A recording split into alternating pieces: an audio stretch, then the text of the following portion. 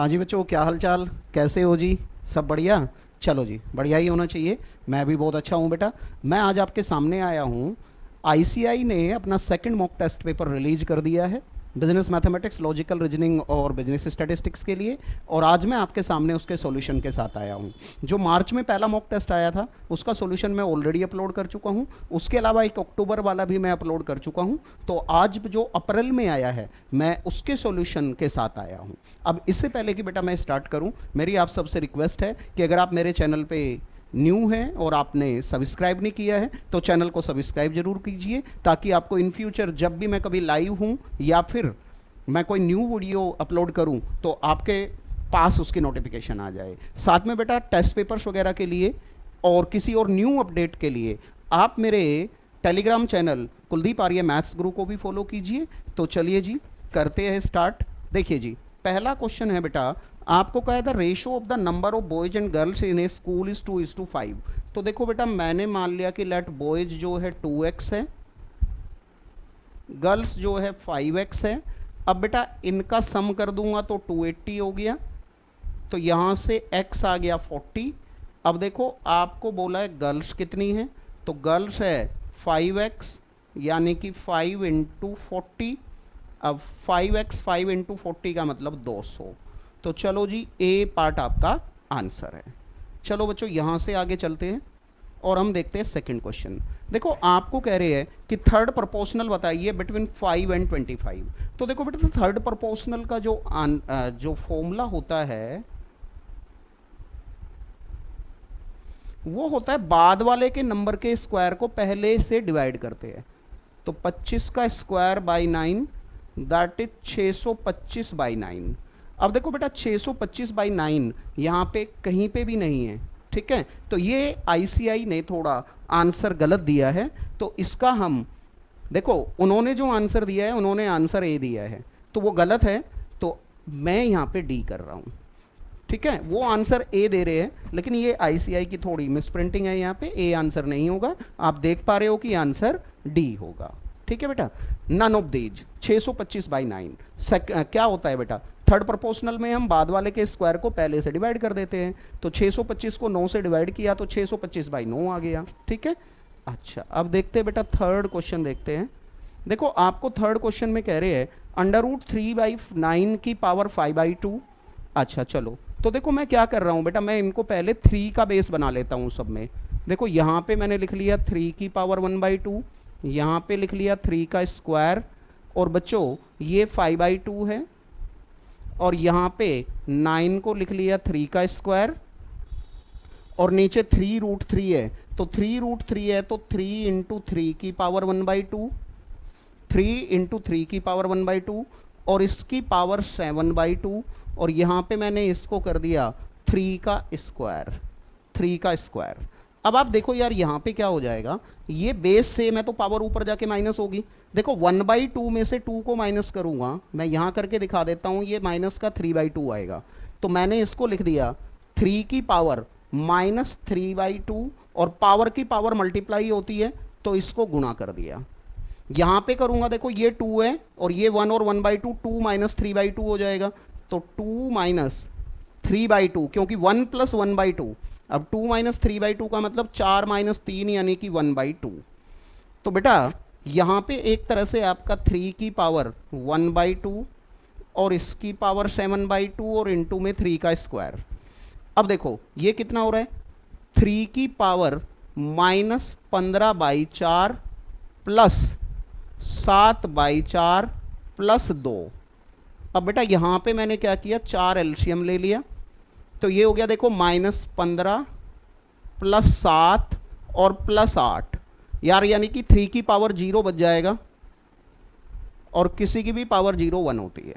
3 की पावर 0 बचेगा और किसी की भी पावर 0 1 होती है। तो 1 मेरा आ रहा है बेटा ए में, तो थर्ड का मेरा आंसर हो गया बेटा ए।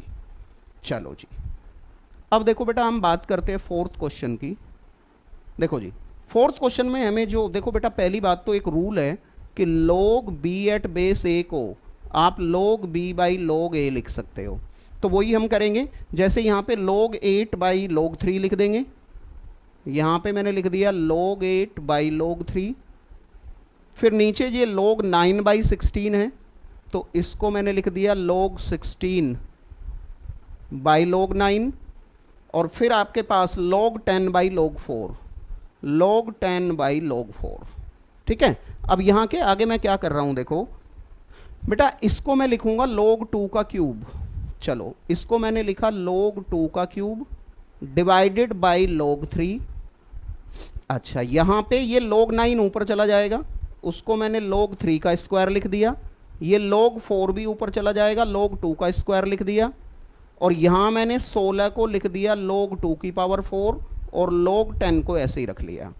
अब आप देखो तो ये क्या हो रहा है, ये हो रहा है 3 log 2 into 2 log 3 into 2 log 2 upon में हो गया log 3 इंटू में 4 log 2 और इंटू में log 10। अब आप देखो तो बेटा आपका log 2 कैंसिल हो गया,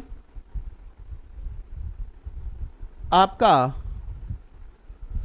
log 3 कैंसिल हो गया, और आपका ये 4 भी कैंसिल हो गया। अब देखो ये आपके पास बच रहा है 3 log 2 बाई log 10, तो आप इसको लिख सकते हो 3 log बेस में 10 और यहां 2, तो 3 log 2 at base 10, 3 log 2 at base 10, तो 3 log 2 एट बेस 10 कहीं आ रहा है, हाँ जी 3 log 2 एट बेस 10 ए है, तो फोर्थ का आपका ए हो गया, फोर्थ का आपका आंसर आ गया बेटा ए। आई थिंक आपको समझ आया होगा। ठीक है, बेस छोटे से छोटा बना के चलना है। अब चलो जी हम लेते हैं 5वां क्वेश्चन। देखो बेटा 5वें क्वेश्चन में क्या है, आपको P बाई क्यू दिया हुआ है, P बाई क्यू दिया हुआ है -2/3, और 2P plus Q upon 2P minus Q की वैल्यू पूछी है। तो यार पहले तुम क्या करो, इसके न्यूमरेटर डिनोमिनेटर को Q से डिवाइड कर दो। तो देखो जब Q से डिवाइड करोगे तो ये हो जाएगा P by Q, P by Q, और ये हो जाएगा 1, और यहाँ पे हो जाएगा 2P बाई क्यू, और ये हो जाएगा 1। अब आप यहाँ पे P बाई क्यू की वैल्यू डालोगे -2/3, और यहाँ पे भी वैल्यू डालोगे तो -2/3 -1। अब देखो अगर मैं इसको सिंप्लीफाई करूंगा तो 3 -4, तो ये बच जाएगा -4 + 3, 3 तो कट ही जाएगा बाद में, चलो लिख देता हूं फिर भी, और यहां पे बच जाएगा -4 -3, तो -1 अपॉन -1, ये 7 -1 ऊपर बच रहा है और नीचे आपका बच रहा है -7, तो 1/7 आपका आंसर आ गया, 1/7 आपका आंसर आ गया। तो 1/7 आंसर है, तो 1/7 हमारा सी है। चलो जी 5वें का हमारा हो गया जी सी, 5वें का हो गया सी। अच्छा अब देखो बेटा एक बार छठा क्वेश्चन देखो। छठे क्वेश्चन में कह रहे हैं be the reciprocal of each other. ये इक्वेशन है 3x² - 14x + k, रेसिप्रोकल है तो इसका मतलब प्रोडक्ट जो है 1 होनी चाहिए। अब प्रोडक्ट 1 होनी चाहिए तो वो c/a होता है, यानी कि इस केस में c और a बराबर हो जाएगा। तो यहाँ देखो तो c की वैल्यू k है और a की वैल्यू 3 है, तो k की वैल्यू 3 आ गई, k की वैल्यू 3 आ गई, तो k की वैल्यू 3 आ गई, दैट मीन्स छठे का भी c है। तो हमारे पास 6 नंबर क्वेश्चन का आंसर भी सी आ रहा है जी। चलो जी अब आप देखो बेटा 7 नंबर क्वेश्चन, इसमें कह रहे हैं if 1 root of the equation is 2, तो 1 रूट ऑफ द इक्वेशन का मतलब है x को 2 डाल देंगे, तो डालो x को 2, तो 4 - 6 + k बराबर 0, तो k - 2 बराबर 0, तो k की वैल्यू 2। अब देखो बेटा आपसे इन्होंने k की ही वैल्यू पूछी थी, तो यानी कि 7वें का आंसर सी, 7वें का आंसर सी। ठीक है जी। अच्छा अब जरा 8वां क्वेश्चन पढ़ो, क्या कह रहे हैं 8वें में, आपको कहे on the average an experience person 7 unit of work while a fresh work 5 unit of work. Experience 7 unit करता है और फ्रेश जो है जो नया वर्कर है वो 5 यूनिट करता है। अब कहा है कि अगर एटलीस्ट 35 यूनिट पर डे का प्रोडक्शन मेंटेन करना है, तो बताओ सॉल्यूशन क्या होगा। तो देखो अगर x यूनिट और y यूनिट टोटल मान लेते कि लेट x आपके एक्सपीरियंस है और y आपके फ्रेश है, तो देखो ये हो जाता 7x प्लस 5y और आपको क्या कम से कम 35 यूनिट, तो ग्रेटर देन इक्वल टू 35।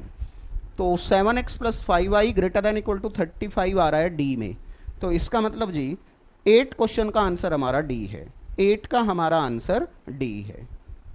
ठीक है जी, चलो जी अब 9 की बात करते हैं। देखो जी 9 नंबर में कह रहे हैं अर्थमेटिक मीन 8 है और ज्योमेट्रिक मीन 5 है। तो देखो अर्थमेटिक मीन अगर रूट को मैं अल्फा बीटा मान लूँ तो यहाँ से बेटा अल्फा प्लस बीटा आ रहा है 16 और ज्योमेट्रिक मीन होता है अंडर रूट अल्फा बीटा। तो अगर मैं स्क्वायर कर दूंगा तो अल्फा बीटा 25 हो गया। अब इक्वेशन बनेगी x square minus alpha plus beta उसकी वैल्यू 16 है और प्लस अल्फा बीटा उसकी वैल्यू 25 है। ठीक है, तो X square minus 16x plus 25, तो X square minus 16x plus 25 इसका मतलब बी आंसर है जी। तो 9th का हमारा बच्चों आंसर हो गया बी। चलो जी अब हम बात करते हैं जी जरा 10th नंबर क्वेश्चन की। अब देखो 10th नंबर क्वेश्चन में क्या कह रहे हैं, आपको दो इनइक्वलिटी दी है। पहली है 2x plus Y less than equal to 10। तो देखो मैं इसको इंटरसेप्ट फॉर्म में बनाऊं तो 10 से डिवाइड कर दो, तो x by 5 plus Y by 10 less than equal to 1।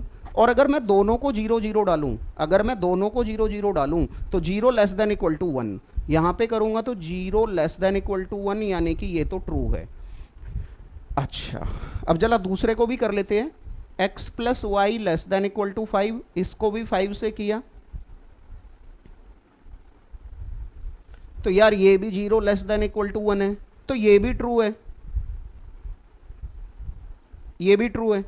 अच्छा अब देखो अगर मैं इसका ग्राफ बनाता हूं, अगर मैं इसका ग्राफ बनाता हूं तो देखो एक बार ग्राफ बना लेते हैं। देखो बेटा पहले में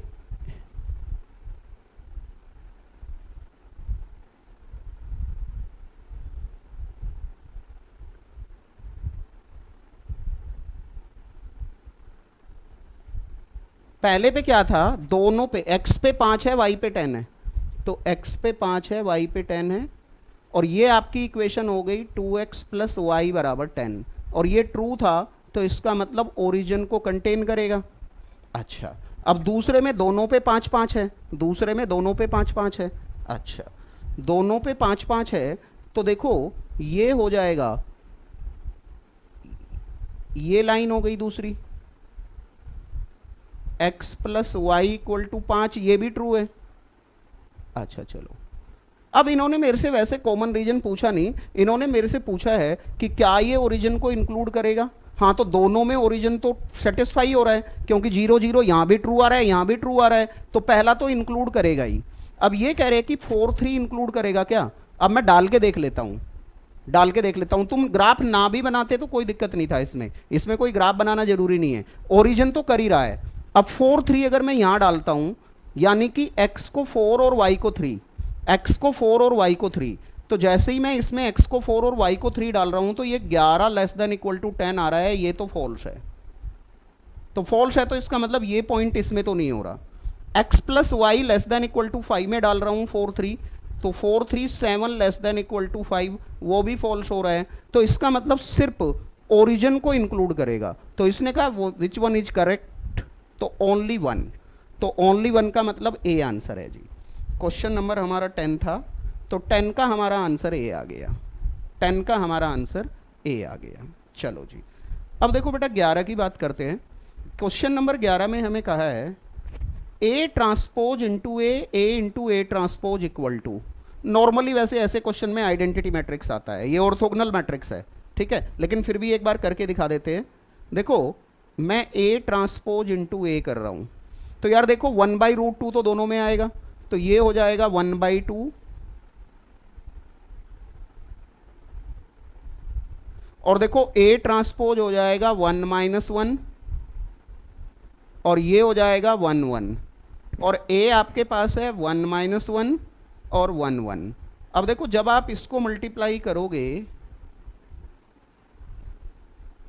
देखो ये हो रहा है 1 + 1 यहाँ हो जाएगा -1+1, ये हो जाएगा -1+1 और ये हो जाएगा 1+1, यानी कि एक तरह से ये हो गया 1/2 2 0 0 2, यानी कि 1 0 0 1, और ये तो आइडेंटिटी मैट्रिक्स है। तो क्या आ गया जी? Identity matrix. तो यानी कि 11 का ए। तो बच्चों 11th का आंसर क्या आ गया? 11th का आंसर हमारा आ गया ए। चलो जी 12th की बात करते हैं। देखो एक 2 × 2 मैट्रिक्स दी हुई है और आपको कहा है इसका इन्वर्स बताओ। तो देखो यार इन्वर्स होता है adjoint A upon determinant A. अब देखो इसका डिटर्मिनेंट तो हो जाएगा A D minus B C, तो ए इनवर्स हो गया 1/AD-BC। और 2 × 2 का एडजॉइंट निकालने का डायरेक्ट मेथड होता है, आपको याद होगा कि इन दो को तो इंटरचेंज करते हैं, तो यहाँ डी आ जाएगा और यहाँ ए आ जाएगा, और इनके साइन चेंज करते हैं, तो ये माइनस का बी हो जाएगा और ये माइनस का सी हो जाएगा। अब देखो कौन सा आंसर हो रहा है? 1/AD-BC, D minus B minus C A, तो सी आंसर है बेटा। तो 12th का हमारा आंसर आ रहा है सी। 12th का हमारा आंसर आ रहा है सी। चलो जी अब देखो बेटा टाइम वैल्यू ऑफ मनी के क्वेश्चन आ गए। आपको क्या कह रहे हैं? 2 इक्वल सम है, एक 7% पे और एक 5% पे दिया गया है। 4 साल में टोटल इंटरेस्ट 960 है। तो सिंपल सी बात है यार, पहला हो गया P × 0.07 × 4, दूसरा हो गया P × 0.05 × 4, और ये हो गया 960। तो P तो कॉमन हो जाएगा। अब ये हो जाएगा 0.28 + 0.20। यार यहाँ पे 960 को डिवाइड कर दो 0.48 से। देखो 960 को डिवाइड करेंगे 0.48 से, तो 960 डिवाइडेड बाई 0.48 कर रहे हैं तो 2000 आ रहा है। 960 डिवाइडेड बाई 0.48 2000 आ गया। अब देखो दोनों 2-2000 है, तो आपसे पूछा है टोटल कितना, तो 2000 + 2000 4000 आंसर है। ठीक है, P × R × T/100 किया है। अब 7/100 करूंगा तो वो 0.07 ही हो जाएगा ना, मैंने डायरेक्ट लिख दिया है। तो आपका आंसर ए आ गया जी। 13 का आंसर हमारा हो गया बच्चों ए। चलो जी अब इसके बाद में हम 14 की बात करते हैं। देखो कह रहे हैं एक सम है वो 20,800 हो जाता है 5 साल में और 22,720 हो जाता है 7 साल में। अब आपको कह रहे कि प्रिंसिपल और रेट बताओ। ठीक है, तो देखो आपको कुछ नहीं कहा तो हम सिंपल इंटरेस्ट का क्वेश्चन मान के चलेंगे। तो मैं सिंपल कर रहा हूँ, प्रिंसिपल प्लस 5 साल का सिंपल इंटरेस्ट ये है 20,800, और फिर प्रिंसिपल प्लस 7 साल का सिंपल इंटरेस्ट ये है 22,720। 22,720। अब यहाँ मैंने सेकंड इक्वेशन में से फर्स्ट को माइनस कर दिया, तो ये हो जाएगा 2 × सिंपल इंटरेस्ट। 22,720 में से 22,720 में से माइनस कर दो 20,800, ये आ गया 1920।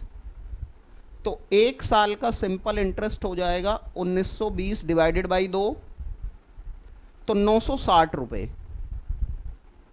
अच्छा अब देखो आपसे एक तो प्रिंसिपल पूछा है, तो प्रिंसिपल मैं पहली इक्वेशन में डाल देता हूं, तो ये हो जाएगा 20,800 माइनस 5 × 960। तो देखो कितना आ रहा है प्रिंसिपल, 5 × 960, 5 × 960 4800। कुछ गड़बड़ हुई है, 1 मिनट रुको। Sum of money amounts to 20,800 in 5 year. 5 साल में 20,800, ठीक है, और 7 साल में 22,720, ठीक है, 7 साल में 22,720, हाँ ठीक है। तो 7 साल में 22,720, 7 में से 5 गए तो 2 ही बचेंगे। 1 मिनट दोबारा कर लेता हूँ। 22,720 22,720 माइनस 20,800, 20,800 1920 आ गया, डिवाइडेड बाई 2 करना पड़ेगा। मैंने डिवाइडेड बाई 2 कर दिया तो 960 आ गया। ठीक है, 960 आ गया। अब हमने इसको पहली इक्वेशन में डाल दिया, तो 960 इंटू 5, 960, ठीक है जी कोई बात नहीं, इंटू 5 किया तो 4800 आ रहा है। अब 20,800 माइनस करो तो 16,000 आ गया जी। तो प्रिंसिपल 16,000 बन रहा है, तो प्रिंसिपल मेरा 16,000 बन रहा है। अच्छा, अब 16,000 प्रिंसिपल मेरा एक ही जगह पे है, तो फिर रेट मुझे निकालने की जरूरत नहीं है, बी आंसर हो जाएगा। यानी कि रेट मेरा यहीं से आ रहा है सीधा 6%। ठीक है जी, मुझे थोड़ा सा शक हो गया था कि कैलकुलेशन में गड़बड़ है, लेकिन कैलकुलेशन हमारी ठीक हो रही थी, कोई गड़बड़ नहीं थी। तो आपका आंसर बेटा 14 का आ गया बी। ठीक है जी, चलो जी अब हम बात करते हैं बेटा जरा 15 नंबर क्वेश्चन की। देखो जी 15 नंबर क्वेश्चन में मुझे कह रहे हैं a machine can be purchased for ₹50,000, machine contribute 12,000 per year for the next 5 year, assuming borrowing cost दी हुई है, determine whether the machine should be purchased और नॉट, और ये वैल्यू दी हुई है। तो बेटा ऐसे केस में तो आपको कुछ नहीं करना, बस इस 12,000 से इसमें गुणा करना है। 3.79079 में गुणा कर दो, तो 3.79079 गुणा में 12,000 किया तो ये आ रहा है मेरा 45,489.48।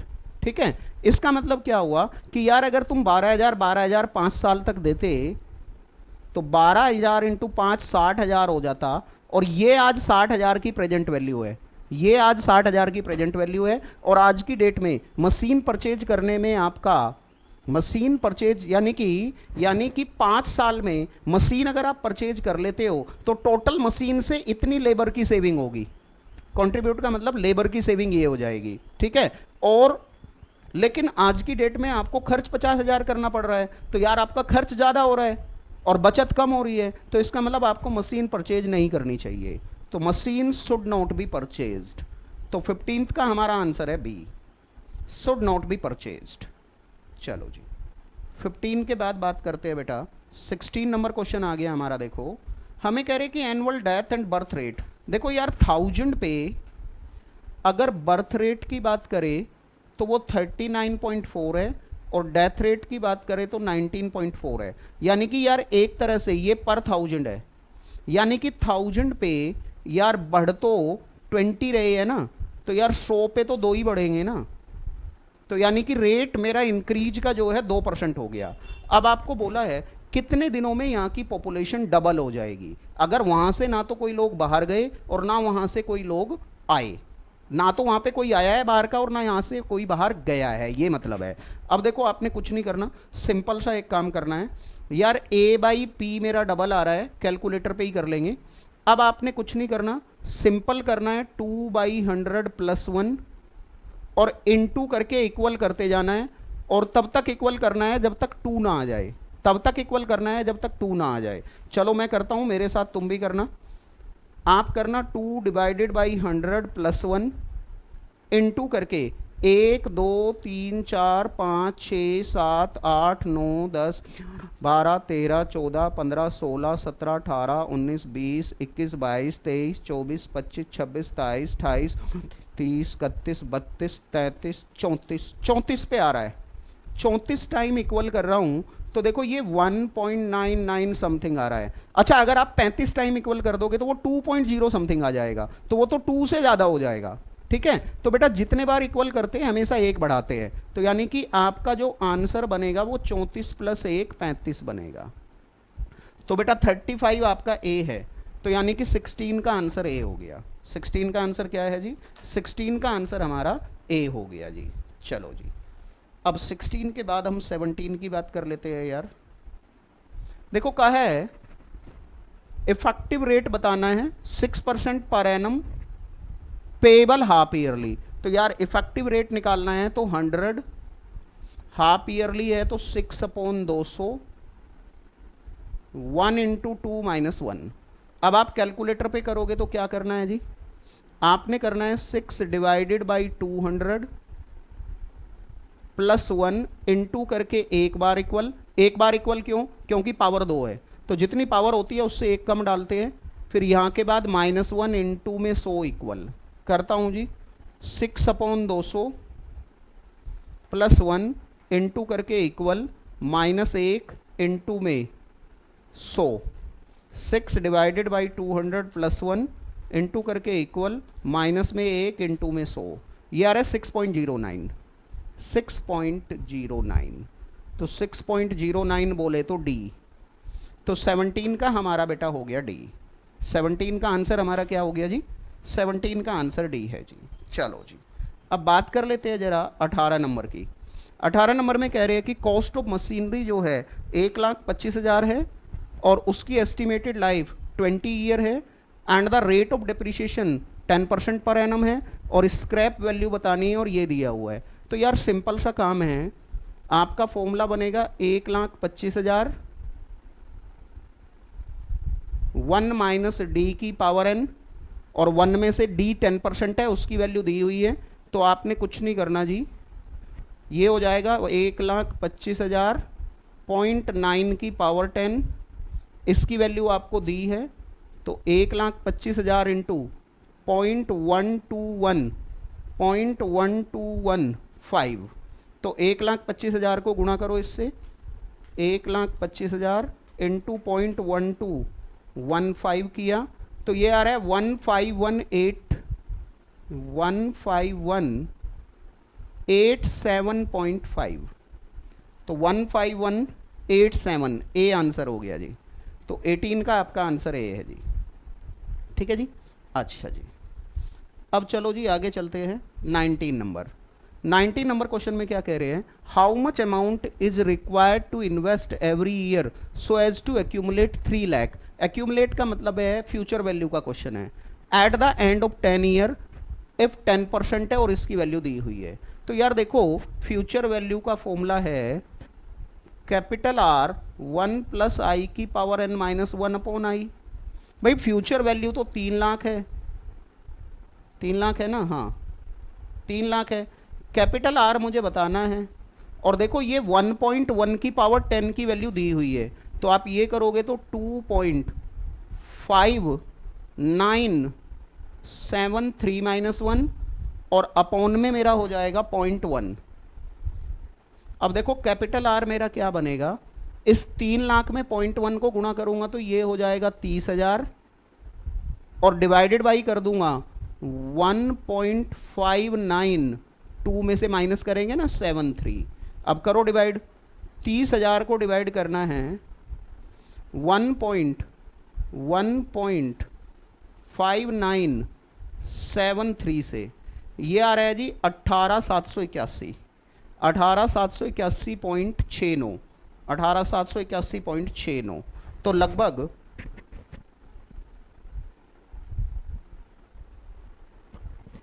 18, दोबारा करते हैं एक बार क्या है, 2.5937 था एक्चुअल में, मैंने वैल्यू गलत लिख दी है सॉरी, 2.5937 था, मैंने 73 लिख दिया है।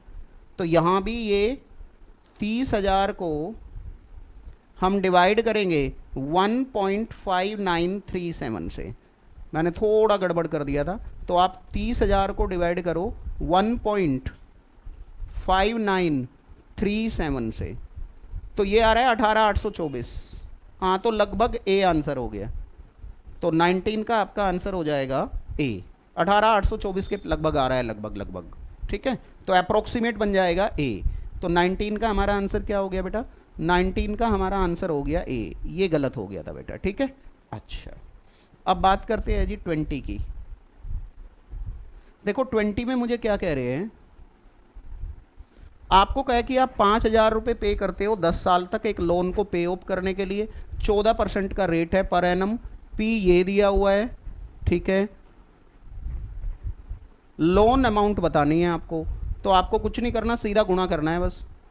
5,000 से इस वैल्यू पे गुणा कर दो, 5.21611 में 5,000 से गुणा करो 5.21611 में, तो ये आ रहा है 26,080।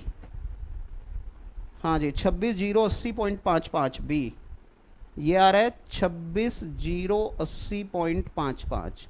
तो 20 का हमारा आंसर बी है जी। चलो जी, 20 का आंसर बेटा बी हो गया। अब यहाँ से आगे चलते हैं 21। देखो जी 21 में क्या कह रहे हैं, 2000 इन्वेस्ट करते हो eight the end of each month, 6% per year है, ये कंपाउंडेड मंथली का रेट है। फ्यूचर वैल्यू बतानी है आफ्टर 10th पेमेंट। तो देखो बेटा इसमें आफ्टर 10th पेमेंट का है तो एन को तो 10 ही लेना है। अब देखो मैं फ्यूचर वैल्यू की बात करता हूं तो capital R 1 plus R by 100 M, यहाँ पे एम टी होता है उसको 10 ही लिख दो। कैलकुलेशन को ईजी करने के लिए मैं यहाँ आर ले रहा हूँ, यहाँ इंटू 100 एम ले रहा हूँ। एम आपका 12 है और आर आपका 6% है, स्मॉल आर। अब देखो कैलकुलेट कैसे करेंगे यार, कैलकुलेट करेंगे, ये कैलकुलेटर मेथड है। 6 डिवाइडेड बाई 1200 प्लस 1 इंटू करके 9 टाइम इक्वल कर लो, फिर -1, फिर डिवाइडेड बाई 6, फिर गुणा में 1200, इसकी वजह से 100 एम, 100 इंटू 12 करोगे, फिर गुणा में 2000 क्योंकि कैपिटल आर 2000 है, और इक्वल।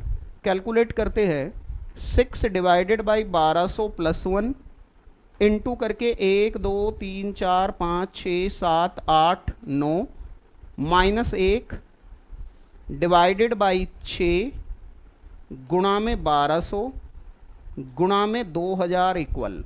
बेटा ये 20,456 पॉइंट समथिंग आ रहा है, और बेटा इसमें भी आंसर का गड़बड़ है।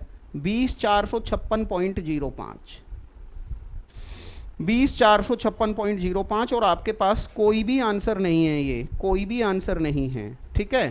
तो यहाँ पे गड़बड़ है, इसमें आईसीआई ने ये गड़बड़ किया है, तो ये 20,456.05 ही आएगा। जो आंसर उन्होंने आंसर शीट में दिया है वो गलत है, चारों ऑप्शन में से कोई भी मैच नहीं होगा, ठीक है। बात समझ में आई आपको? अच्छा चलो जी आगे चलते हैं यहां से।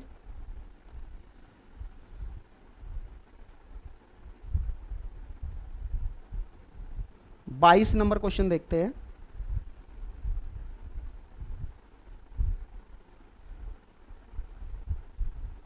अच्छा देखो क्या कह रहे हैं, simple interest on a sum of money at 6% per annum for 7 year is equal to twice of the simple interest on another sum for 9 year. तो रेशो बताना है यार, आपने कुछ नहीं करना। मान लिया पहला P1 है और इस पे 6% है 7 साल तक, तो मैंने यहां अपॉन 100 कर दिया, और ये ट्वाइस है P2 मान लिया, 9 ईयर है 5% पे।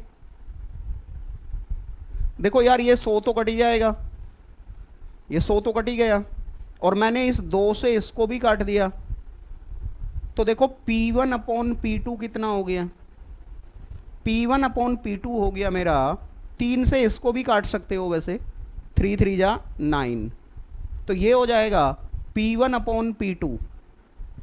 तो P1 अपॉन P2 यानी कि 15/7, 15/7, तो 15:7, तो 22 का C है जी, 15:7, 22 का C हो गया, ठीक है जी। चलो जी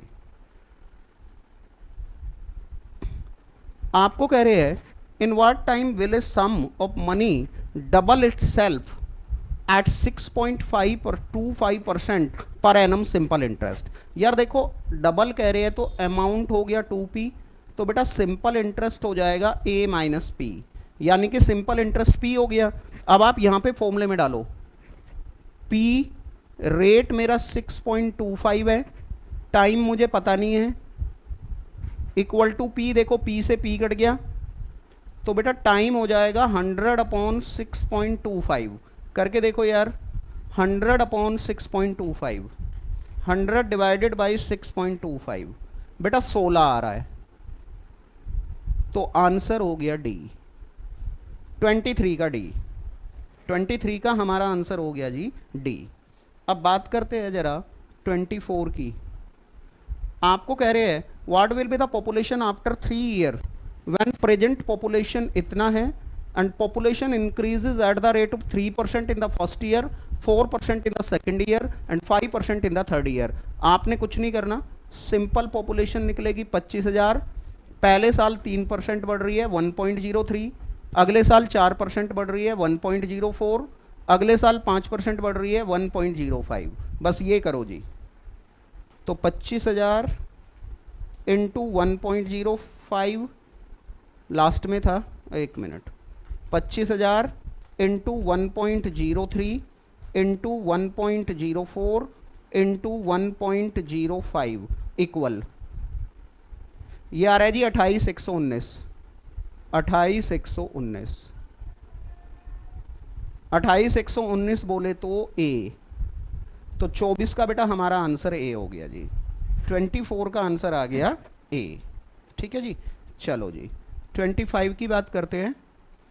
आपको कह रहे हैं sum amounts to 1331 at 1000 at 10% time निकालना है। तो देखो यार, तुम एक काम कर सकते हो, ए बाई पी करो पहले। तो ए बाई पी करता हूं तो 1331 बाई 1000 तो 1.331। ठीक है। अब यहां पे आप करो 10 बाई 100 प्लस 1। अब इनटू इक्वल करके देखो कब आ रहा है ये। ठीक है, ये शॉर्टकट मेथड होता है बेटा। तो क्या करेंगे, 10 डिवाइडेड बाई 100 प्लस 1 इनटू करके इक्वल 1 पे नहीं आया, 2 पे आ गया। तो 2 पे आ गया तो टाइम में हमेशा 1 जोड़ते हैं, तो आंसर 3 हो जाएगा। तो सी जी। तो 25 का आंसर हमारा हो गया है सी, 25 का आंसर है सी। चलो जी अब 26 की बात कर लेते हैं जी। थोड़ा अच्छा क्वेश्चन है, समझना। 26 में क्या कह रहे हैं, a boy has 3 library ticket and 8 book of his interest in the library. ठीक है, 3 टिकट है, 8 उसके इंटरेस्ट की बुक है। आगे आपको कहा he does not wants to borrow mathematics part second unless mathematics part first is also borrowed. ठीक है, वो मैथमेटिक्स पार्ट सेकंड तब तक नहीं लेना चाहता जब तक कि उसको फर्स्ट ना मिली हो, ठीक है। अच्छा, यानी कि उसकी अल्टीमेट चॉइस फर्स्ट है, तो एक बार सेकंड तो उसकी चॉइस ही नहीं है। देखो पहले से ही कहा है कि वो सेकंड तब तक नहीं लेना चाहता जब तक उसको फर्स्ट ना मिली हो। ठीक है, यानी कि अगर उसको फर्स्ट मिल जाती है, ठीक है, तो जरूरी नहीं है कि वो सेकंड ले। ठीक है, तो बेटा मुझे क्या करना पड़ेगा, मुझे 2 केस बनाने पड़ेंगे। मैं एक बार कहूंगा उसने केस 1 लेट ही बोरो पार्ट सेकंड, तो देन फर्स्ट भी लेगा। तो इसका मतलब फर्स्ट भी लेगा, तो अब उसके पास टिकट 2 यूज हो गए हैं, तो टिकट 1 बचा और उसकी इंटरेस्ट की बुक 1 बची, तो उसको वो यूज कर सकता है 6C1 वेज में। तो यहां 6 तरीके हो गए। फिर मैं कहूंगा उसने सेकंड नहीं ली, तो केस सेकंड में मैंने कहा when second is not borrowed. अब जब सेकंड बोरो नहीं की तो फर्स्ट ले भी सकता है और नहीं भी। जब उसने सेकंड बोरो नहीं की तो फर्स्ट ले भी सकता है और नहीं भी, क्योंकि सेकंड के साथ फर्स्ट की कंडीशन उसने ही डाली थी कि भाई सेकंड तभी लूंगा जब फर्स्ट मिले। तो अगर उसने सेकंड ली है तो फर्स्ट लेनी पड़ेगी। सेकंड नहीं ली तो फिर उसकी चॉइस है। तो यानी कि अब सेकंड उसकी चॉइस में से हट गई है, तो उसकी चॉइस की 7 बुक बची, लेकिन टिकट 3 बचे हुए हैं, तो वो यूज कर सकता है 7C3 वेज में। अब जब तुम इसको करोगे 7 इंटू 6 इंटू 5 और 3 इंटू 2, ये कट गया 35 आ गया, तो आंसर हो जाएगा 6 प्लस 35 यानी कि 41। तो बेटा 41 वेज में वो इसको यूज कर सकता है। तो 26 का आंसर हो गया ए। 26 का आंसर हमारा है ए। चलो जी अब बात करते हैं बेटा 27 की। देखो 27 में क्या कह रहे हैं, आपको कहे कि एक एग्जामिनेशन पेपर है जिसमें 12 क्वेश्चन है, 2 पार्ट में डिवाइड किया है। पार्ट ए में 7 क्वेश्चन है, पार्ट बी में 5 क्वेश्चन है, टोटल 8 क्वेश्चन करने हैं और दोनों पार्ट में से कम 3 क्वेश्चन तो करने ही हैं। तो बेटा पॉसिबिलिटी बनेगी फर्स्ट सेकंड। हमने कहा 3 यहाँ से, 5 यहाँ से, 4 यहाँ से, 4 यहाँ से और 5 यहाँ से, 3 यहाँ से। अब देखो पहले पार्ट में 7 क्वेश्चन थे, तो आपने 7 में से 3 किए तो 7C3 इनटू में यहाँ 5 में से 5 किए तो 5C5, फिर 7 में से 4 किए, 5 में से 4 किए, फिर 7 में से 5 किए और 5 में से 3 किए। ठीक है, अब अगर आप इसको सोल्व करोगे तो पहले मैं इसको सोल्व करता हूं 7C3 को, तो 7 into 6 into 5, 3 into 2 into 1, 5C5 की वैल्यू 1 हो जाएगी। 7C4 को किया, 7 into 6 into 5 into 4, 4 into 3 into 2 into 1, 5C4 की 5 हो जाएगी। यहाँ पे करेंगे 7C5 की, तो 7C5 और 7C2 सेम रहेगा, तो इनफैक्ट 7C5 7C2 सेम रहेगा, तो 7C2 को कर देता हूँ, तो 7 इंटू 6 और 2 इंटू 1 और 5C3 की 10 हो जाएगी। सिंपल सी कैलकुलेशन है। ये 3 दूनी 6 कट गया, यहाँ पे 3 दूनी 6 कट गया और ये 4 कट गया और यहाँ पे 2 तिया 6 कट गया। 420 आंसर आएगा पूरा 16 के। ये आ रहा है 35, 35, ये हो गया 35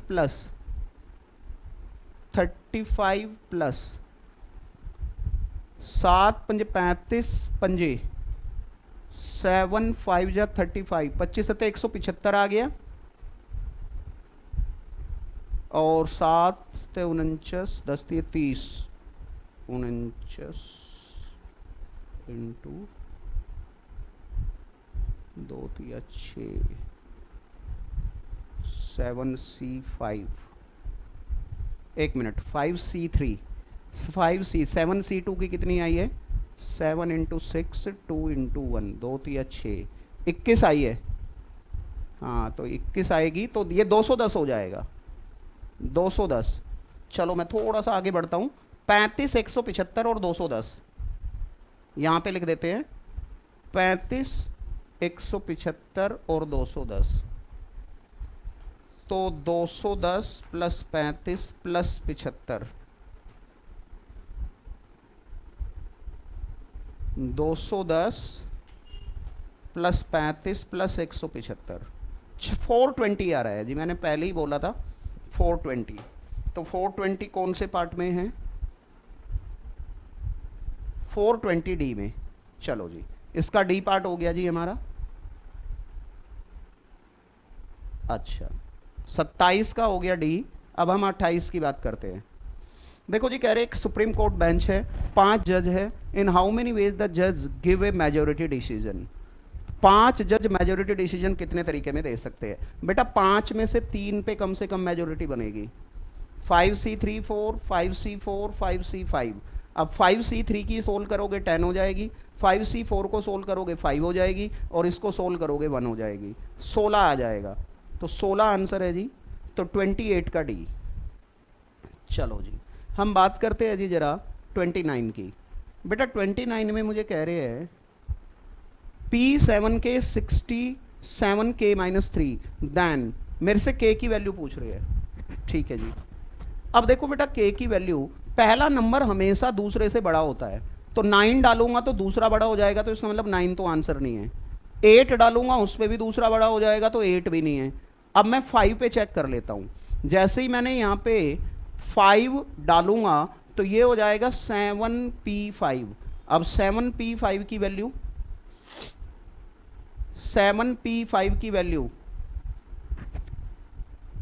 7P5, ठीक है जी, 7P5, 7 into 6 into 5 into 4 into 3, तो 42 पंजे, देखो कितना आ रहा है, 7 इंटू 6 इंटू 5 इंटू 4 इंटू 3, 2520 आ रहा है।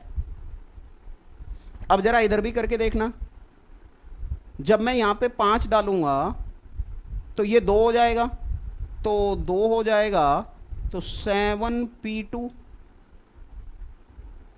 1 मिनट, और इनटू में 60 भी है, इनटू में 60 भी है, तो 7P2 हो गया 7 इंटू 6, 2 स्टेप तक खोलेंगे,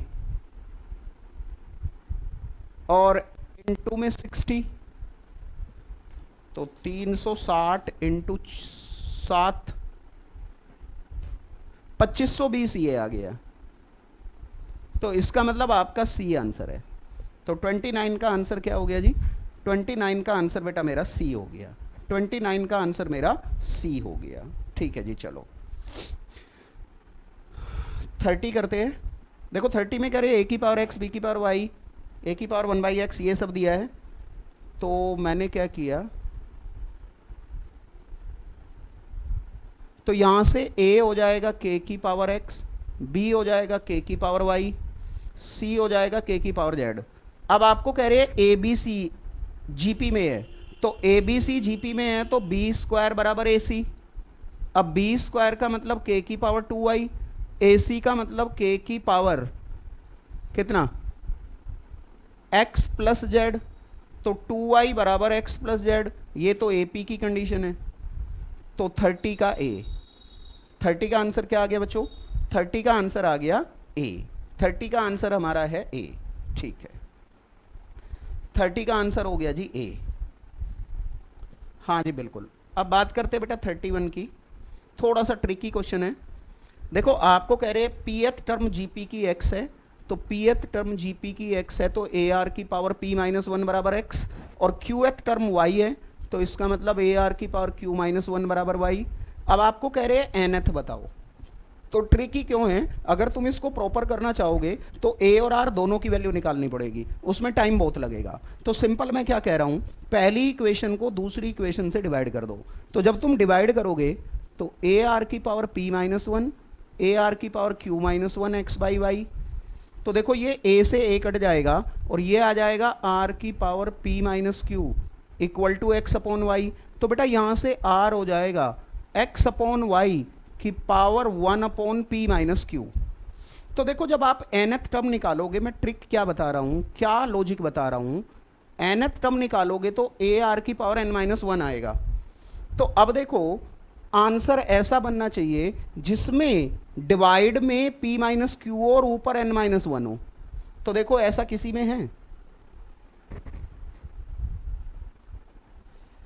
1 अपॉन पी माइनस क्यू तो जरूर होना चाहिए, 1 अपॉन पी माइनस क्यू तो जरूर होना चाहिए। तो पहले में नहीं है, दूसरे में भी नहीं है, तीसरे में भी नहीं है, चौथे में है 1 अपॉन पी माइनस क्यू, ऊपर पावर में 1 अपॉन पी माइनस क्यू जरूर होना चाहिए। तो मेरा बस डी हो जाएगा। तो देखो ना मैंने ए की वैल्यू मैंने निकाली ही नहीं, मैंने सिंपल आर की निकाली है और उसी से मैंने निकाल लिया। आप ए की वैल्यू निकाल के भी कर सकते थे, टाइम ज़्यादा लगेगा। तो यानी कि 31 का आंसर हमारा डी हो गया जी, 31 का डी हो गया। क्या बोला, मैं दोबारा बोल रहा हूँ, आर में 1 अपॉन पी माइनस क्यू है ना, तो भैया जहाँ आर की टर्म आएगी उसके सबसे ऊपर 1 अपॉन पी माइनस क्यू जरूर बनेगा। तो कहीं भी 1 अपॉन पी माइनस क्यू नहीं है, सिर्फ एक में ही है, डी में, इसलिए मैंने डी कर दिया। चलो अब देखेंगे जी, हम ले रहे हैं 32। देखो 32 में कह रहे हैं 0.5, 0.55, 0.555 nth टर्म तक। तो देखो बेटा इसका भी ना एक शॉर्टकट होता है। शॉर्टकट क्या होता है कि अगर ये 0.1, 0.11, 0.111 nth तक है तो यार इसका आंसर फिक्स होता है 9n माइनस 1 प्लस 0.1 की पावर n डिवाइडेड बाई 81, ये जरूर आएगा। अच्छा अब जैसे इसमें इन्होंने 0.5 कर दिया है, 0.555 आ रहा है, तो इसके लिए बस 5 गुना और हो जाएगा, इसके लिए 5 गुना हो जाएगा। अगर ये 6 होता तो आप 6 से गुणा कर देते, 7 होता तो 7 से गुणा कर देते, 8 होता तो 8 से गुणा कर देते। अब इसमें अगर मैं देखता हूं उन्होंने ऐसे नहीं किया बल्कि इसको थोड़ा सा एडजस्ट किया है। अब देखो उन्होंने एडजस्ट क्या किया है, इसको अंदर गुणा कर दिया है। तो जब आप यहां पे गुणा करोगे इसको तो देखो ये 9 से 9 कट के आ जाएगा 5n/9। अच्छा और फिर ये हो जाएगा 5/81, जब यहां गुणा करूंगा 5/81 और -1 प्लस 0.1 की पावर n। अब देखो ऐसा कहीं है क्या, ऐसा है लेकिन इसमें तो बाहर नेगेटिव कॉमन लिया है उन्होंने, बी में है बेटा ऐसा। बस उन्होंने क्या किया है 5n/9 और बाहर माइनस का लिख दिया है और अंदर के साइन चेंज कर दिए है, यानी कि 1 को प्लस का कर दिया है और इसको माइनस का कर दिया है बस। तो बी आंसर हो जाएगा जी 32 का, 32 का बी। चलो जी, हमारा 32 का आंसर है बी। प्रॉपर करते तो वही 9 से मल्टीप्लाई 9 से डिवाइड करने वाला होता है, उसमें बहुत ज़्यादा टाइम लग जाता है, इसलिए मैं शॉर्टकट बता रहा हूँ। कैलकुलेटर पे भी कर सकते हैं, उसमें भी टाइम लगने वाला है, याद होगा तो बहुत जल्दी हो जाएगा। चलो अब हम बात करते हैं 33 की। देखो जी बेटा, मुझे 33 में क्या कह रहे हैं, मुझे 33 में कहा है इन्होंने, if R is the set of real number, ठीक है, एफ एक्स दिया हुआ है X square plus 3x plus 1, G X दिया हुआ है 2x माइनस 3, जी एक्स दिया हुआ है 2x माइनस 3। अब मुझे कह रहे हैं कि आप एफ ओ जी बताओ, तो इसको ऐसे करेंगे F O G that is F G X, F G x.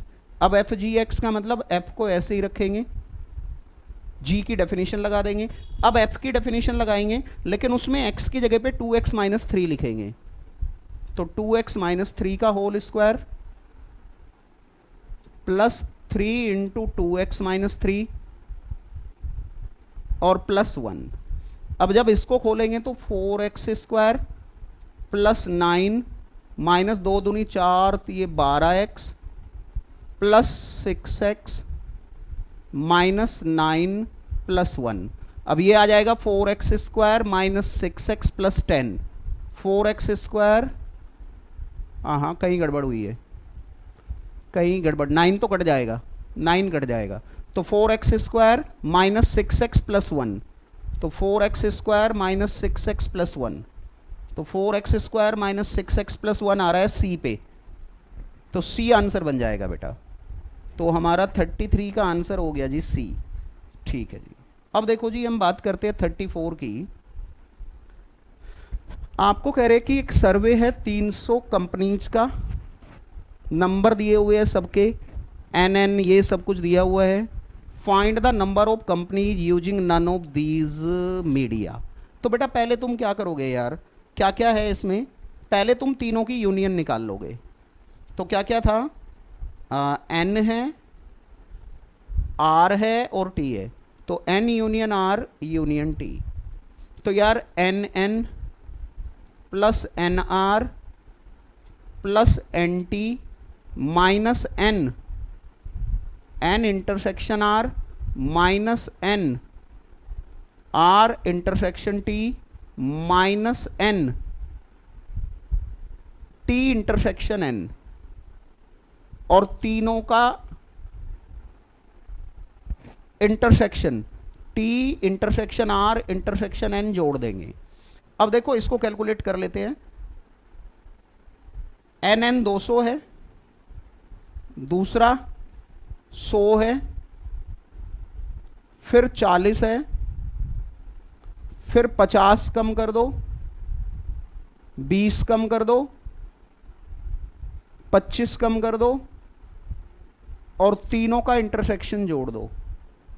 तो देखते हैं जी 200, 300, 340, 345 सबको जोड़ रहे हैं, तो 200, 340, 340 और 5 345।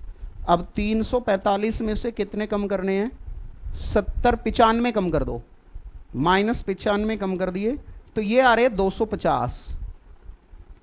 अब टोटल 300 थे भाई, तो 300 में से ये 250 कम कर दो, 300 में से ये 250 कम कर दो, तो आंसर आ जाएगा। तो आपका आ गया 50, 300 माइनस 250, 300 माइनस 250, तो 50 आंसर आ गया जी। तो 34 का मेरा आंसर है डी। चलो जी, अच्छा जी, अब हम बात करते हैं जी जरा 35 की। 35 की बात कर लेते हैं। देखो 35 में मुझे क्या कह रही है, ए सेट दिया है, बी सेट दिया है, एफ इनवर्स पूछा है। तो यार देखो एफ में क्या क्या दिया है, एफ में मेरे बच्चों मुझे दिया है 1 2 2 4 2 4 3 6 4 8।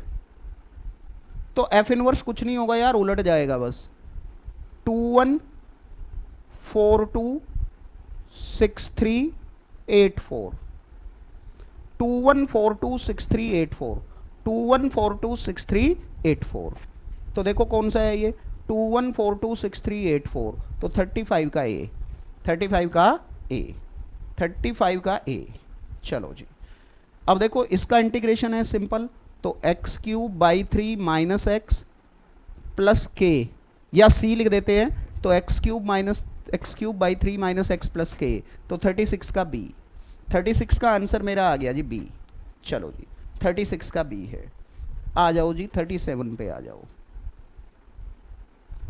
अच्छा, y दिया हुआ है, तो देखो पहले आप dy बाई डी एक्स निकालोगे तो 2 माइनस 4 बाई एक्स स्क्वायर, फिर d2y बाई डी एक्स 2 निकालोगे तो 8 अपॉन एक्स क्यूब। अब यहां वैल्यू डाल दो, x square into d2y by D X 2 की है 8 upon x cube, dy by D x की है 2 माइनस 4 बाई एक्स स्क्वायर, और x into 2 minus 4 by X square. अब इसको करेंगे तो देखो यहाँ पे आ गया 8 बाई एक्स, ये हो गया 2x माइनस 4 बाई एक्स, ये हो गया 2x माइनस 4 बाई एक्स। अच्छा, और माइनस वाई भी है, माइनस वाई भी है बेटा, माइनस वाई तो मैंने किया नहीं, तो माइनस वाई भी है, तो मुझे करना पड़ेगा, एक मिनट, मैंने क्या क्या कर दिया, किया तो है नहीं, अभी माइनस वाई नहीं किया। X square D two Y by D X 2 कर दिया, D two Y by D X 2 की पहले मैं देखता हूँ, D Y by D X आया था 2 minus 4 by X square, D two Y by D X 2 ये आया था, तो X square D two Y by D X 2, तो ये 8 बाई एक्स हो गया, ठीक है, plus X D Y by D X, तो x into 2 minus 4 by X square, 2x minus 4 by X, ठीक है, ये मैंने 2 बार कर दिया गुणा, एक्चुअल में ये 2 बार गलती से कर दिया। अब यहां पे आप करोगे माइनस वाई, तो यहां पे माइनस वाई करोगे तो ये हो जाएगा माइनस वाई, तो माइनस 2x, तो सब कट जाएगा बेटा। देखो 8 बाई एक्स इससे कट गया और 2x इससे कट गया, तो 0 आंसर आ जाएगा। तो इसका आंसर हो गया सी, आंसर हो गया जी सी, ठीक है जी। चलो जी, अब हम बात करते हैं बेटा 38 की।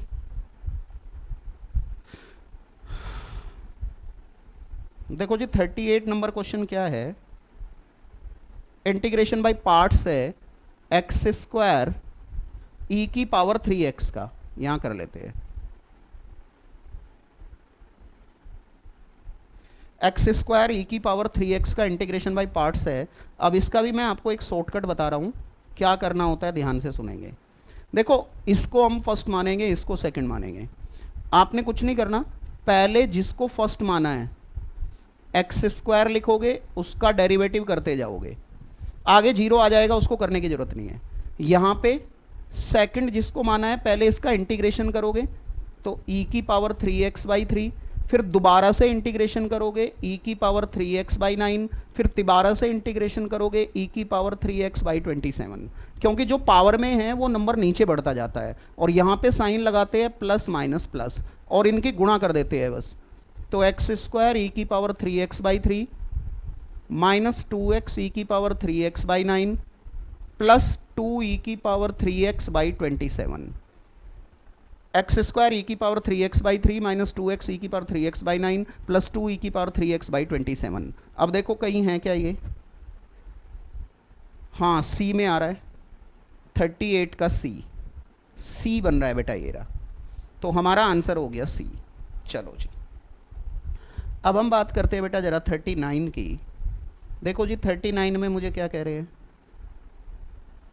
देखो एक मुझे ये दिया हुआ है X cube minus this D Y by D X पूछा है। देखो तरीके कई है, लेकिन मैं सबसे आसान तरीका बताऊंगा आपको, D Y by D X minus, बेटा ऊपर इसको पहले आप पूरे को एफ मान लो, कैसे, X cube minus 2x square Y square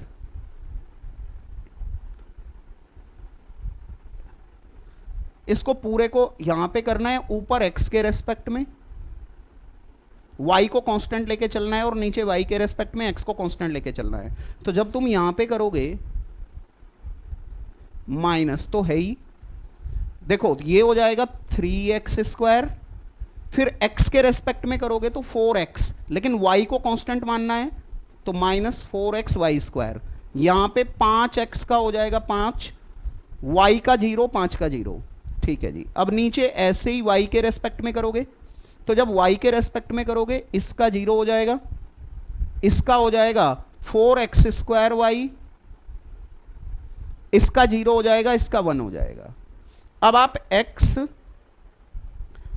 3x², x और y को दोबारा देख लो एक बार y के रेस्पेक्ट में। हाँ 4x²y और 5x का 0, इसका ये। ठीक है। अब x और y दोनों को 1 1 डालना है, तो x और y दोनों को 1 1 डालना है, तो माइनस तो है ही, तो जब यहाँ पे x को 1 डाल दोगे 3 - 4 + 5, और जब यहाँ पे 1 1 डाल दोगे तो -4 + 1, तो 5 और 3 8, 8 में से 4 गए 4। ठीक है। तो -4 अपॉन -3, तो 4/3। बेटा 4/3 आंसर आ जाएगा, तो 4/3 है कहाँ, ए पे, 39 का ए। आई थिंक आपको ये बात समझ आ गई होगी, सिंपल तरीका है सबसे। ठीक है। अब देखो हम 40 की बात करते हैं। 40 में क्या कह रहे हैं, आपको कहा है 6 seats of article are vacant, how many different batches of candidate can be chosen out of 10 candidate. तो बस आप 10C6 कर दोगे यार, 10 में से 6 लेने हैं, तो इसमें 10C4 के बराबर हो जाएगा, कैलकुलेशन इजी हो जाएगी ना। NCR इसको सोल्व करूंगा तो 10 × 9, 4 × 3 × 2 × 1, भैया 4 दूनी 8 कट गया, और 3 तिया 9 कट गया, तो 10 तिया 30, 210 आंसर हो गया। तो 40 का बी आंसर है जी, 40 का बेटा मेरा बी आंसर आ गया। ठीक है जी, चलो जी गुड। अब बेटा हम यहाँ से आगे 50 तक तो कर ही लेते हैं यार, 50 तक कर लेते हैं। मैथ्स के ख़त्म हो गए, अब हमारे शुरू हो रहे हैं जी LR के। 10 क्वेश्चन और कर लेते हैं। अब देखो ये कह रहे फाइंड द नेक्स्ट नंबर। देखो यार +4 हो रहा है, फिर +2 हो रहा है, फिर +4 हो रहा है, फिर +2 हो रहा है, फिर +4 हो रहा है, फिर +2 हो रहा है, फिर +4 हो रहा है, तो फिर +2 होगा, तो 31 आंसर है जी। तो 41 का बेटा मेरा बी हो गया, 41 का मेरा बी हो गया। अब 42 में मुझे कह रहे हैं क्या, ओड मैन आउट। यार 81 को छोड़ के कोई भी परफेक्ट स्क्वायर नहीं है, 81 मेरा परफेक्ट स्क्वायर है, तो भैया 42 का डी, 42 का मेरा आंसर हो गया डी। चलो जी। अब देखो जी हम 43 की बात करते हैं। आपको कह रहे हैं कि दिल्ली को इन्होंने ऐसे किया है 7 3 5 4 1, और कालीकट को किया है, कलकत्ता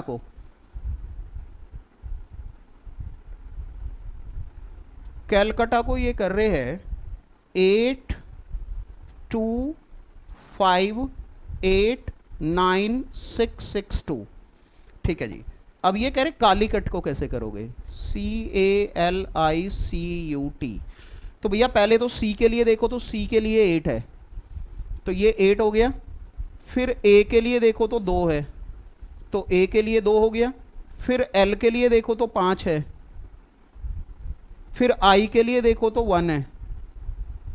C के लिए आपका I गया था कितना, 8। U के लिए 9 है, और T के लिए 6 है। ठीक है। तो 8 2 5 1 8 9 6, 8 2 5 1 8 9 6, 43 का A, 43 का A। 44 देखोगे जी, थोड़ा सा अच्छा क्वेश्चन है। देखो CEHL आपको कहा है ओड मैन आउट क्या है, ओड मैन आउट क्या है। तो सबसे पहले देखो मैं कर रहा हूं CE क्या था, HL। यार इनकी पोजीशन देखो तो C की पोजीशन 3 है, इसकी 5 है, इसकी 8 है, इसकी 12 है, यानी कि एक तरह से यहाँ +2 हो रहा है, यहाँ +3 हो रहा है, यहाँ +4 हो रहा है। ठीक है। अब देखते हैं आगे भी ऐसा ही हो रहा है क्या। दूसरा है KMPT, KMPT। अब इनकी पोजीशंस देखूं तो यार के की 11 है, इसकी 13 है, इसकी 16 है, इसकी 20 है। यहाँ भी ये +2 हो रहा है, ये +3 हो रहा है, ये +4 हो रहा है। ठीक है, अब नेक्स्ट मेरे पास है O Q T X. O Q T X, तो ओ क्यू टी एक्स की देखो जी, ओ क्यू टी एक्स में ये 15 है पोजीशन, ये 17 है, और ये 20 है, और ये 24 है। यहाँ भी वही हो रहा है, +2 +3 +4, मतलब इन तीनों में तो सेम है। तो ओड मैन आउट फिर मेरा चौथा ही है। लेकिन चौथा मेरा क्या है जरा देखो, N P S V. N P S V, अब इसमें मैं देखता हूँ तो एन की 14 है, इसकी 16 है, इसकी 19 है, यहाँ तक ठीक है। +2 हो रहा है, +3 हो रहा है, लेकिन वी की 22 है, तो यहाँ पे गड़बड़ हो गई है। देखो +4 के बजाय यहाँ +3 हो रहा है, तो इसका मतलब ओड मैन आउट आपका यही है। 45 का और 44 का हमारा डी है। आई थिंक आपको समझ आ गई होगी बात। 44 का आंसर हमारा डी बन गया जी। ठीक है जी, चलो जी, अब हम बात कर लेते हैं यार जरा 45 की। देखो जी 45 में मुझे क्या कह रहे हैं, क्या किरण वॉक्स 2 किलोमीटर टुवर्ड्स नॉर्थ। चलो जी, मान लिया यहाँ है, यहाँ से नॉर्थ में गई 2 किलोमीटर, फिर का 10 किलोमीटर ईस्ट में गई। चलो जी, ये 10 किलोमीटर मान लिया ईस्ट में चली गई। अच्छा, फिर इसके बाद कहा देन ही टर्न नॉर्थ, नॉर्थ में फिर गई 3 किलोमीटर। चलो मैं यही बना देता हूँ, ये नॉर्थ का हो गया 3 किलोमीटर, और फिर ईस्ट में 2 किलोमीटर, मान लिया ये ईस्ट में 2 किलोमीटर। तो ये आपको फाइनल डिस्टेंस बतानी है यहाँ से यहाँ तक की। तो यार देखो ये 10 है, अच्छा ठीक है, ये 3 था और ये 2 था, तो बस पाइथागोरस लगानी है। तो यहाँ पे 10 का स्क्वायर प्लस 2 का स्क्वायर का अंडर रूट, और 3 का स्क्वायर प्लस 2 के स्क्वायर का अंडर रूट, तो 104 का अंडर रूट और 7 का अंडर रूट जोड़ के देखो तो लगभग 13 आ जाएगा। 104 का अंडर रूट मैं कर रहा हूँ तो वो रहा है 10.20 के लगभग आ रहा है, 10.20 के लगभग, और 7 का अंडर रूट कर रहा है तो 2.6 के लगभग, 2.64 आ रहा है लगभग, तो लगभग लगभग 13 हो जाएगा, अप्रोक्सीमेट 13। तो 45 का बी, 45 का हमारा बी है जी। ठीक है जी, चलो जी, अब हम बात करते हैं यार 46 की। देखो जी, मुझे 46 नंबर क्वेश्चन में क्या कह रहे हैं,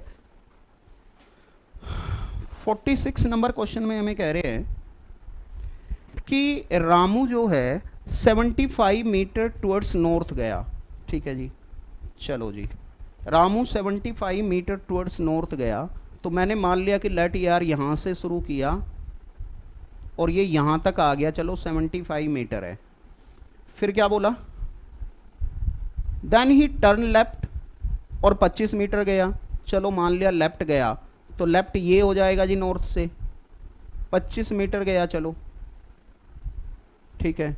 फिर कहा देन ही टर्न लेफ्ट, तो इसका लेफ्ट नीचे जाएगा और वो 80 मीटर गया, तो थोड़ा सा नीचे ले लेते हैं, मान लिया यहाँ तक चला गया 80 मीटर, यहाँ पे है मान लिया वो, चलो अच्छा, अभी ये 90 डिग्री का एंगल होगा मेरा, क्योंकि यहाँ के बाद वो कह रहे हैं कि वो 45 डिग्री पे टर्न हुआ है।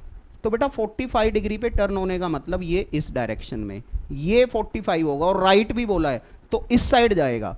तो ये डायरेक्शन अगर मैं देखूं तो कौन सी है, ये तो नॉर्थ वेस्ट है। देखो यार ये डायरेक्शन हो जाएगी ना भाई, ये नॉर्थ है ये वेस्ट है, तो इसके बीच की तो नॉर्थ वेस्ट होगी ना, तो नॉर्थ वेस्ट यानी कि सी। आपको बोला था वो 45 डिग्री पे टर्न हुआ है, तो ये एंगल मेरा 45 डिग्री हो जाएगा यहाँ। ठीक है, तो नॉर्थ वेस्ट डायरेक्शन आ रही है, तो 46 का सी। चलो जी 47 की बात कर लेते हैं। क्या जी, man on motor bike start from a point and ride 4 kilometre south. चलो जी 4 किलोमीटर साउथ गया, मान लिया यहाँ से चला और यहाँ आ गया 4 किलोमीटर साउथ। फिर क्या देन वो लेफ्ट गया, लेफ्ट गया, तो जी ठीक है, तो साउथ का लेफ्ट तो इधर होगा, अच्छा ठीक है, लेफ्ट गया, then again turn to right, तो ईस्ट का राइट होगा नीचे। तो आपसे पूछा है फाइनली किस डायरेक्शन में जा रहा है, तो भाई फाइनली तो साउथ डायरेक्शन में ही जा रहा है वो अभी भी, तो 47 का सी, 47 का सी। चलो जी, अब यहां से आगे चलते हैं। 48 में क्या कह रहे हैं जरा देखो। 48 में हमें कह रहे हैं I stand with my right hand extended side way toward south. भैया इस तरह से है, उसका राइट हैंड साउथ की साइड है, मान लिया इस साइड है, तो इस साइड अगर उसका राइट हैंड है तो फिर इस साइड पे उसकी जो ना बैक होगी, इस साइड पे बैक होगी, फिर तभी तो इधर राइट पड़ेगा। तो यानी कि उसकी बैक पूछी है तो वेस्ट साइड है, तो 48 का बी, 48 का बी, 48 का बी। चलो जी, अब हम बात करते हैं जी 49 की। देखो जी हमें 49 में क्या कह रहे हैं बेटा, 49 नंबर क्वेश्चन में एक बात कह रहे हैं, 6 flats on a floor in 2 row facing north and south. ठीक है जी, 3 एक रो में है फ्लैट और 3 एक रो में है, ये नॉर्थ फेसिंग हो गए, ये साउथ फेसिंग हो गए। अच्छा, P Q R S T U भी दिया है। अब आपको कह रहे हैं क्यू गेट्स से north facing flat and is not next to S. ठीक है, तो Q को अगर मैं यहां ले लूं और नॉट नेक्स्ट टू X है तो इसका मतलब S यहां हो जाएगा। ठीक है, अब आगे क्या कह रहे हैं, आगे कहा है S and U are diagonally opposite. तो अगर S यहां है तो U यहां हो जाएगा, तभी तो डायगोनली अपोजिट बनेगा। ठीक है, आगे क्या कह रहे हैं, R is next to U। ठीक है जी, तो R यहां हो जाएगा, R is next to U। ठीक है, और साथ में बोला भी है कि U जो है साउथ फेसिंग है and T gets north facing flat, T north facing है तो इसका मतलब यहां T हो जाएगा भाई, तो यहां पे P बच गया बस। अब क्या पूछ रहे हैं, whose flat is between Q and S। तो भाई Q और S के बीच में T का है, Q और S के बीच में T का है, तो A, तो 49 का आ गया जी A, 49 का A। चलो जी लास्ट क्वेश्चन 50, क्या कह रहे हैं जी, 50 में कह रहे हैं in a straight line there are 6 person sitting in a row, sitting in a row, B is between F and D, B is between F and D। तो देखो बेटा या तो ये बनेगा या ये बनेगा। आगे क्या कह रहे हैं, आगे मुझे बोला है E is between A and C, E is between A and C, ये बनेगा। अच्छा, अब मुझे कह रहे हैं A does not stand next to either F और D। A जो है ना तो F के नेक्स्ट है ना D के नेक्स्ट है, तो इसका मतलब A ना तो यहां आ सकता है और A ना यहां आ सकता है, ये बात पक्का है।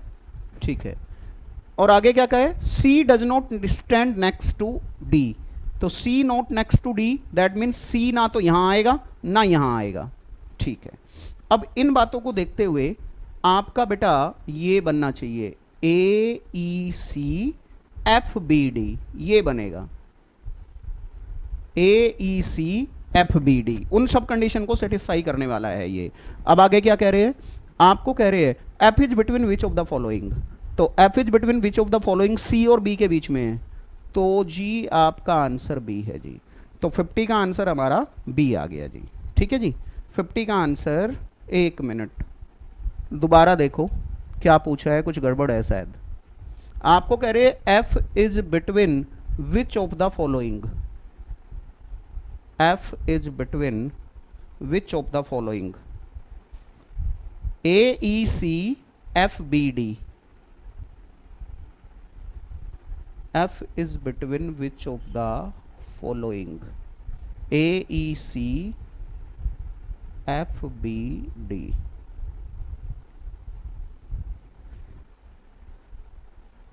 B to the right of the C, A is to the left of D, A is to the left of D। F is between which of the following, F is between which of the following, F is between which of the following. F तो हमारा B और सी के बीच में ही है, F हमारा B और सी के बीच में ही तो आ रहा है, एफ ही तो पूछा है।